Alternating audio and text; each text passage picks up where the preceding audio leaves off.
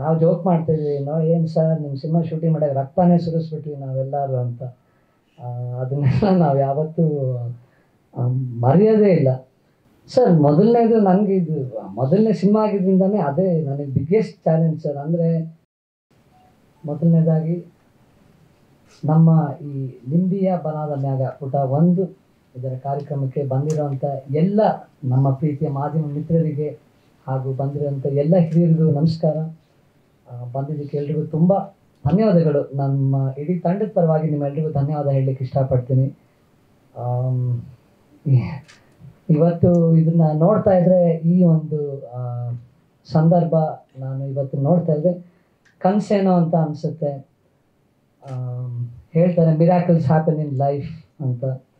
ನನ್ನ ಲೈಫಿನ ಒಂದು ಬಹು ಮುಖ್ಯ ಮಿರಾಕಲ್ ನನ್ನ ನಿಂಬಿಯ ಬನಾದ ಮ್ಯಾಗ.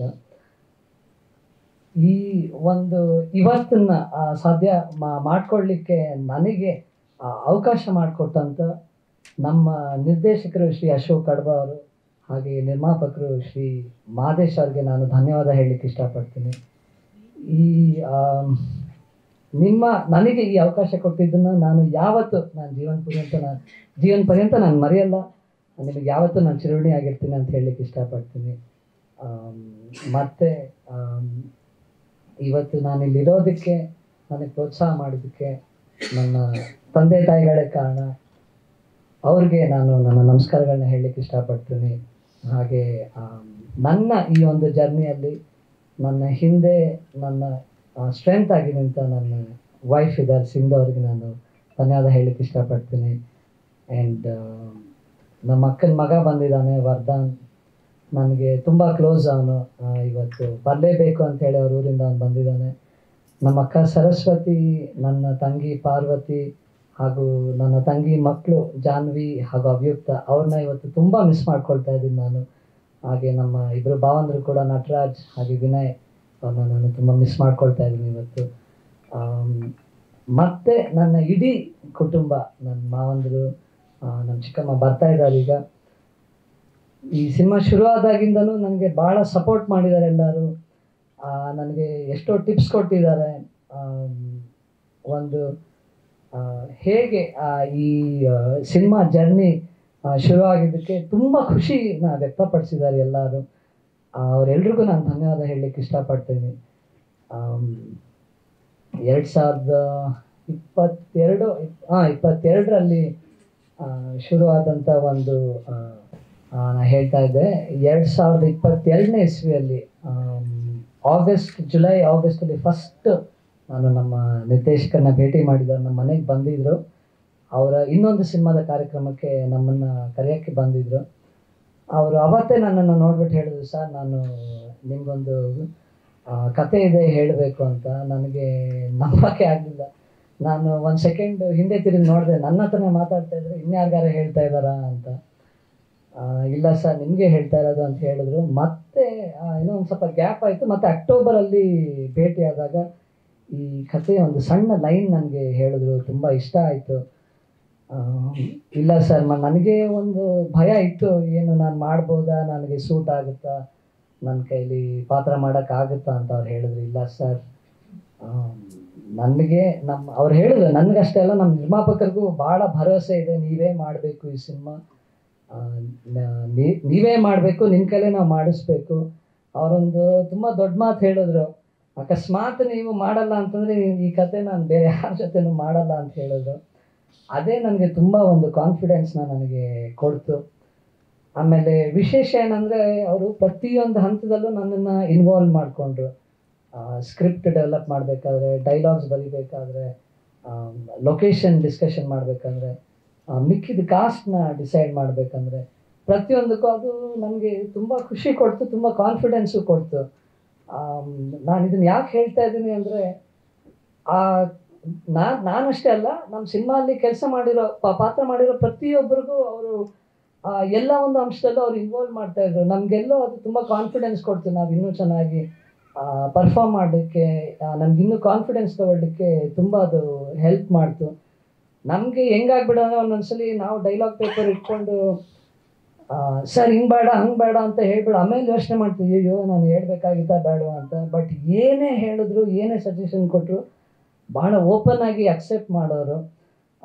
ಒಂದು ಎಲ್ಲರೂ ಹೇಳ್ತಾರೆ, ನಾನು ಹೇಳ್ತೀನಿ, ನಮ್ಮ ತಂಡಕ್ಕೆ ನಾವೊಂದು ಫ್ಯಾಮಿಲಿ ಥರ ಆದ್ವಿ ನಾವು.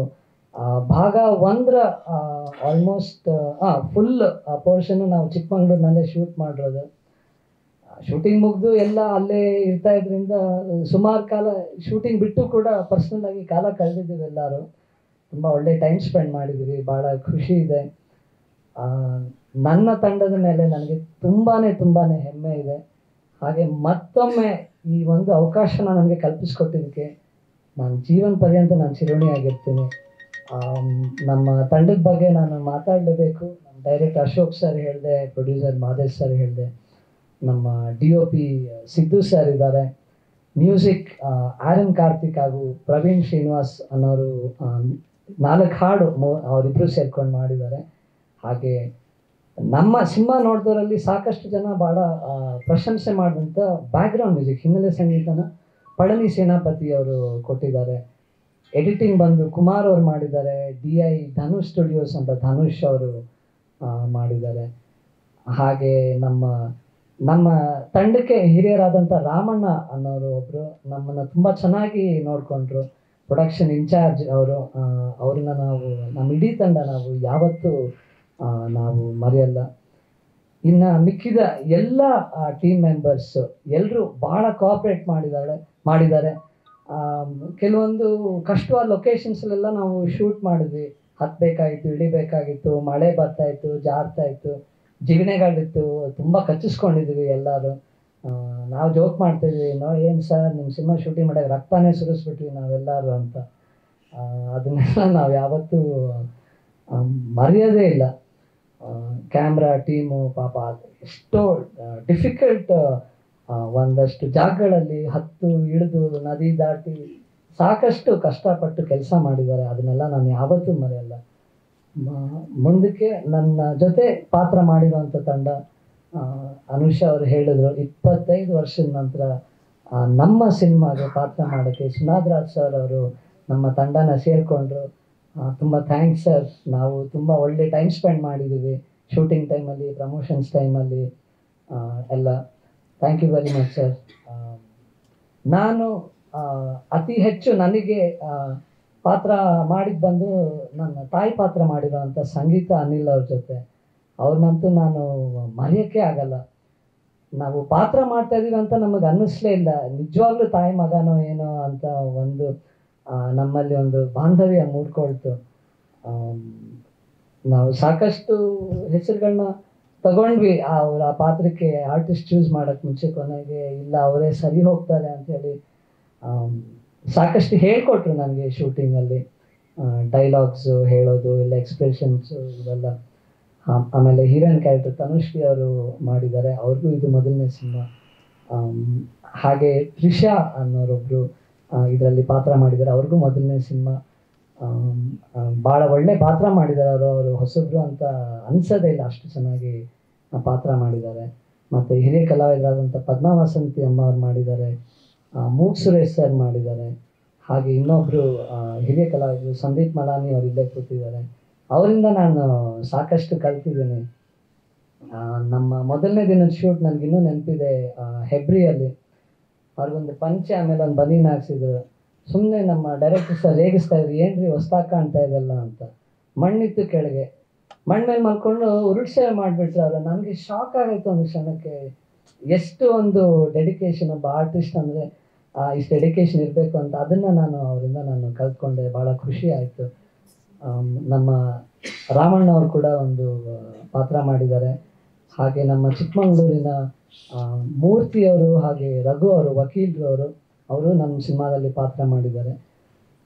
ಮತ್ತು ಚಿಕ್ಕಮಗಳೂರಿನ ಸಾಕಷ್ಟು ಒಂದು ಲೋಕಲ್ ಕಲಾವಿದರಿಗೆ ನಮ್ಮ ಡೈರೆಕ್ಟರ್ ಸರ್ ಅವಕಾಶ ಕೊಟ್ಟಿದ್ದಾರೆ. ಅದು ತುಂಬ ಖುಷಿ ಇದೆ, ಅವರಿಗೂ ತುಂಬ ಖುಷಿ ಇದೆ.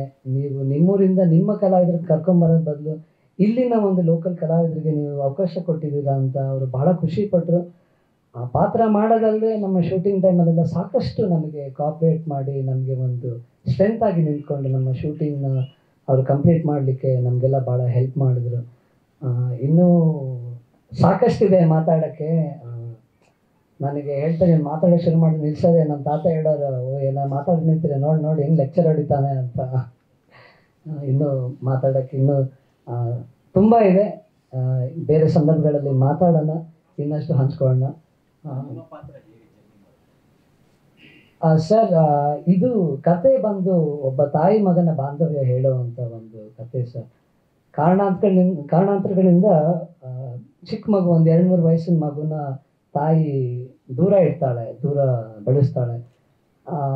ಮತ್ತು ಅವಳಿಗೆ ಗೊತ್ತಿರಲ್ಲ ಎಲ್ಲಿ ಬೆಳೀತಾ ಇದೆ ಮಗು ಅಂತ.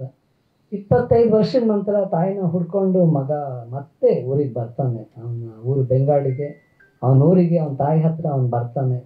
ಬಂದಾಗ ಏನಾಗುತ್ತೆ ಅಲ್ಲಿ, ಕೆಲವೊಂದು ಘಟನೆಗಳು ನಡೀತೆ, ಹೇಗಾಗುತ್ತೆ, ಅವನು ಯಾಕೆ ಬಂದ, ಏನಾಗುತ್ತೆ ಅನ್ನೋದೇ ಕತೆ ಸರ್. ಸರ್, ಮೊದಲನೇದು ನನಗೆ ಇದು ಮೊದಲನೇ ಸಿನಿಮಾ ಆಗಿದ್ದರಿಂದನೇ ಅದೇ ನನಗೆ ಬಿಗ್ಗೆಸ್ಟ್ ಚಾಲೆಂಜ್ ಸರ್. ಅಂದರೆ ಈಗ ಕ್ಯಾಮ್ರಾ ಮುಂದೆ ಆ್ಯಕ್ಟ್ ಮಾಡಿದಾಗ ನನ್ನ ಎಕ್ಸ್ಪ್ರೆಷನ್ ಕರೆಕ್ಟಾಗಿ ಬಂದಿದೆಯಾ, ಲುಕ್ ಕರೆಕ್ಟಾಗಿ ಕೊಟ್ಟಿದ್ದೀನಿ ಇಲ್ಲ, ಯಾಕಂದರೆ ಸಾಕಷ್ಟು ಕಲಿಯೋಕ್ಕೆ ಸಿಕ್ತು ಸರ್. ಈಗ ಲೈಟ್ ಫ್ರೇಮಲ್ಲಿ ಲೈಟಲ್ಲೇ ಇರಬೇಕು. ಆಮೇಲೆ ಈಗ ಅವರು ಕೆಲವೊಂದ್ಸಲಿ ನನಗೆ ಪ್ರೊಫೈಲ್ ಹೀಗೆ ನಡ್ಕೊಂಬರ್ಬೇಕು, ಹಾಗೆ ನಡ್ಕೊಬರ್ಬೇಕು, ಎಲ್ಲಿ ಸ್ಟಾಪ್ ಮಾಡಬೇಕು, ಸಾಕಷ್ಟು ಎಲ್ಲದನ್ನೂ ಒಂದು ಚಾಲೆಂಜ್ ಅನ್ನೋದಕ್ಕಿಂತ ಒಂದು ಲರ್ನಿಂಗ್ ಪ್ರೋಸೆಸ್ ಸರ್ ಇದು. ಚಾಲೆಂಜ್ನ ಅವರು ಭಾಳ ಸುಲಭ ಮಾಡಿಕೊಡ್ತು ಸರ್ ನನಗೆ ನಮ್ಮ ನಿರ್ದೇಶಕರು. ಅವ್ರು ಹೇಳಿದ್ದು ಹಾಗೆ, ಏನು ನೀವು ಬೇರೆ ಥರ ಮಾಡೋಕ್ಕೆ ಹೋಗ್ಬಿಡಿ ಸರ್, ನೀವು ಸಹಜವಾಗಿ ಹೇಗಿರ್ತೀರೋ ಹಾಗೇ ಪಾತ್ರ ಮಾಡಿ, ನೀವು ಹೇಗೆ ಮಾತಾಡ್ತೀರೋ ಹಾಗೆ ಮಾತಾಡಿ. ಅದು ಬಿಟ್ಟು ಡೈಲಾಗ್ಸ್ ಕೂಡ ಭಾಳ ಈಸಿಯಾಗಿದೆ ಅಂತ ನನಗೆ ಅನ್ನಿಸ್ತು ಸರ್. ಅಂದರೆ ಏನೋ ಕಲ್ತ್ಕೊಂಡು ಬಹುಶಃ ಏನಂದರೆ ಈ ಪಿಕ್ಚರ್ಗೆ ಆ ಥರ ಡಿಫಿಕಲ್ಟ್ ಡೈಲಾಗ್ಸ್ ಏನೂ ಬೇಕಾಗಿರಲಿಲ್ಲ. ಅದಕ್ಕೋಸ್ಕರ ಅವರು ಆ ಥರ ಏನೂ ಸ್ಕ್ರಿಪ್ಟಲ್ಲಿ ಬರ್ಕೊಂಡಿರಲಿಲ್ಲ. ಆಮೇಲೆ ಅವರು ಸ್ಕ್ರಿಪ್ಟ್ ಪೇಪರ್ ಕೊಟ್ಟು ಹೇಳೋರು ನಮಗೆ, ಸರ್ ಇದು ಬರೀ ರೆಫರೆನ್ಸ್ ಅಷ್ಟೇ, ನೀವು ಇದನ್ನೇ ಹೇಳಬೇಕು ಅಂತಿಲ್ಲ, ನನಗೆ ಅರ್ಥ ಬಂದು ನಮಗೆ ಬರಬೇಕಷ್ಟೇ ನಿಮ್ಮ ಡೈಲಾಗಲ್ಲಿ, ನಿಮ್ಗೆ ಹೇಗೆ ಕಂಫರ್ಟಬಲ್ ಆಗುತ್ತೆ ಹೇಳಿ ಅಂತ. ನನಗೆ ಭಾಳ ಭಯ ಆಯಿತು ಸರ್, ಅದನ್ನ ಮಾತ್ರ ನಾನು ಹೇಳ್ತೀನಿ. ಏನೋ ಮಾಡ್ತೀನಿ ಅಂತ ಬಂದ್ಬಿಟ್ಟನಪ್ಪ, ಚೆನ್ನಾಗಿ ಬರುತ್ತೆ ಇಲ್ವೋ, ಚೆನ್ನಾಗಿ ಆಗ್ತಿದ್ರೆ ಏನು ಮಾಡಬೇಕು ಅಂತ. ಬಟ್ ಅದಕ್ಕೆ ಆ ಭಯನ ಹೋಗ್ಲಾಡ್ಸೋಕ್ಕೆ ಸಾಕಷ್ಟು ಸಪೋರ್ಟ್ ಮಾಡಿದ್ವಿ ಸರ್.